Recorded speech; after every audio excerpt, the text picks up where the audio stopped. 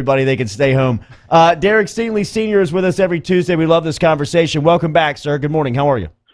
Good morning, gentlemen. How you guys doing? Doing good. Remember, this conversation is brought to you by City Cafe. Stop in and see our good friends, Squeaky, Cody Miranda, and the crew, Dirk, over there on the corner of O'Neill and George O'Neill, where good friends meet. We talked to Coach O 30 minutes ago, and Derek came up a little bit when we talked about the return game.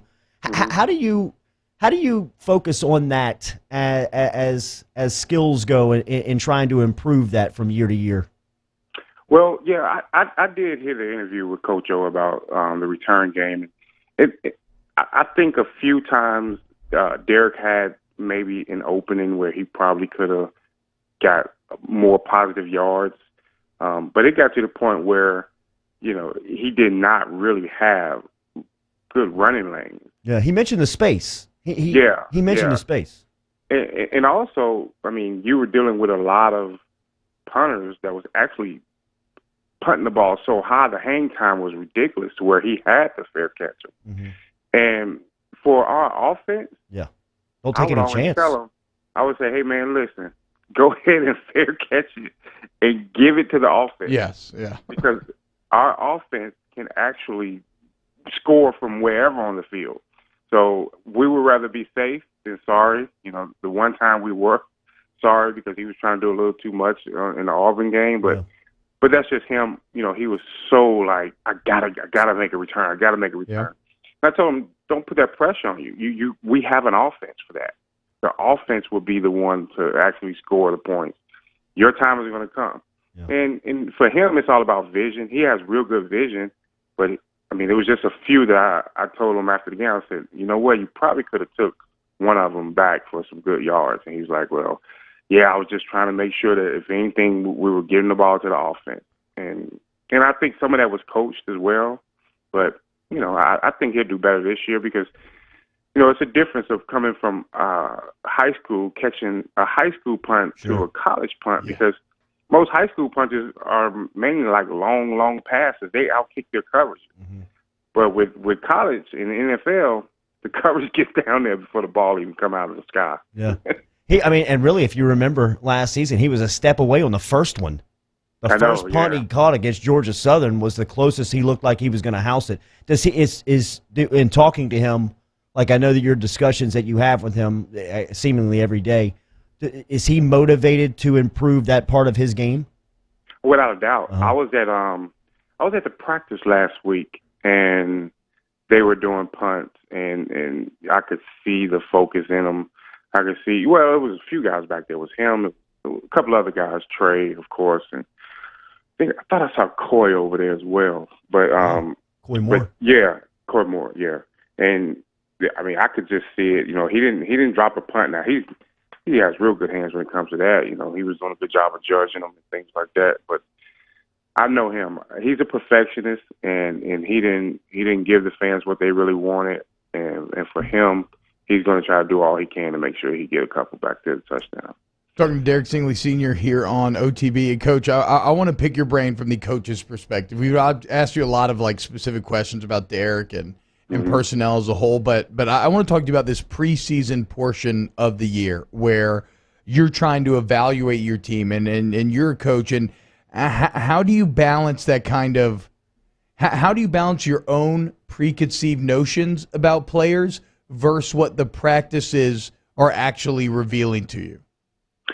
Well, first of all, you got to look at the mental part of it. Are they picking up our scheme, whether it's offense, defense, and including special teams? And then if it's being applied and if they're not so much thinking, but they're reacting and they're playing football and not trying to figure out, I supposed to be here, opposed to just getting there and making plays. When you get to that phase of it, to where you're making plays, that's when you look at the player and say, okay, this kid is going to be our guy. We can sense that. But the more you see guys kind of slow reacting, and you're coaching the same thing over and over, or it may be the same physical mistake over and over, now you just got to go back to the drawing board a little bit and come back and kind of hit those points a little harder. So, it's somewhat difficult, especially when you don't have the days, to really get in what you want to get in, and you just have to go off of most times you have to go off an experienced player or what that player did for you in the previous years in order for the other players to catch up. Because, I mean, you almost like handcuffed with numbers at certain positions. You know, like I said, I was out there the other day. I'm seeing like 18 receivers, but then I go look at the corner position. I'm seeing 6 corners. I'm like, whoa, like how does that even match up? So, you know, and don't let one of them go down. Now you have to double dip. You have to have more corners out on other teams, and now they're getting a little exhausted, a little tired. So you gotta read through the fatigue part of it. You gotta read through the mental. Are they picking it up? Are they blowing any coverages? Are they where they supposed to be? You know, are they making the plays? Then with the wideouts, if they're fresh, now you gotta say, hey guys, every rep you get matters because you're not being burned. You know, you're getting that extra breath that you need because you're not out there as much. So when you see those things, you can piece it together and figure out, okay, this is how camp goes, and these are the guys that made the most plays. These are the guys that kind of, you know, gave us some hard decisions to make because they were where they needed to be, or it's obvious that this kid needed a little more help or a little more work. So it works itself out. It always does, no matter what. Every camp, it works itself out. So, Coach, another thing that Coach O said at 7:30 that I found pretty interesting, he mentioned wanting to change the tight end group at LSU, right, from being blocking only to a more receiving crew. And now you've got 3 tight ends that are 6'5" or above, including Arik Gilbert, who the hype around him seems like he's going to be spectacular. From a defensive backs coaching standpoint, or just a defensive coach's standpoint, what kind of mismatch do those type of bodies represent when paired with Chase and Marshall on the outside? Well, Gilbert he's a freak. I didn't know he was that big of a man. Is this the first time you've seen him? I mean, first time I really seen him, like really in action. Because so y'all never saw each other recruiting 7-on-7 or any of that stuff? No, no, never. And you know, I was there for some of the spring practices last year, and he didn't practice for the spring because I think he was injured or something like that. Yeah. So so this was my first time out, and my goodness, oh my God, he's a matchup problem. I don't care who's guarding him. I think Derek had to guard him on one route. It was like a double move. It was like a slant. Then he came back to the outside, and he just ran through Derek as if Derek wasn't even there. Wow. I was like, good Lord, like this man, he's going to be tough to deal with. And then they have the other tight ends, and they're all good. So naturally, the college level and the NFL, they're moving to these pass typing, catching tight ends. But if you have a little physicality with you that you can still work within the run game, but then you're a mismatch no matter what, meaning you put a top corner on him, you know, he can body him out. You know, you can throw a jump ball or anything like that. Or you put a safety on him who's not real good at covering, maybe a better hitter, but he's going to be a mismatch on that guy in space. So I think, oh my God, I can't wait to see what's going to happen out there this year with Gilbert and those other guys because it's going to be tough. No matter who we face, they're going to have a tough time because what you're going to do, you're going to double him, you're going to single up Jamar, you're going to double Jamar, you're going to single up Terrence. We're going to have whatever we want. The offense is going to be good once again. If you know Derek Stingley Sr. Personally, you know that he doesn't hand out compliments. No, like that. No. When asked about his son in his true freshman season, his first response usually is he left a couple of plays on the field. Yeah. So to hear him talking about Arik Gilbert like that should make LSU fans be blushing this morning. All right, you've answered this question 1,000 times off the air. Answer it for us on the air so we can get it on the record. How did Derek end up at Dunham? Well, I tell you what, we first went to U-High because it was Derek going into his 8th grade year. I knew that I had to put him in the school if I wanted him to be eligible for his 9th grade season. So I went over to U-High. You know, we did everything we supposed to have done. You know, filled out the application. I talked to Mahaffey. I was like, listen, man, I have a kid, and I'm pretty sure he heard that from all the parents.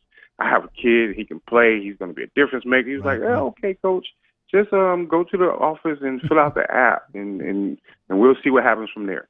So we did the application process. Unfortunately, they did not accept Derek. Why? I have no clue.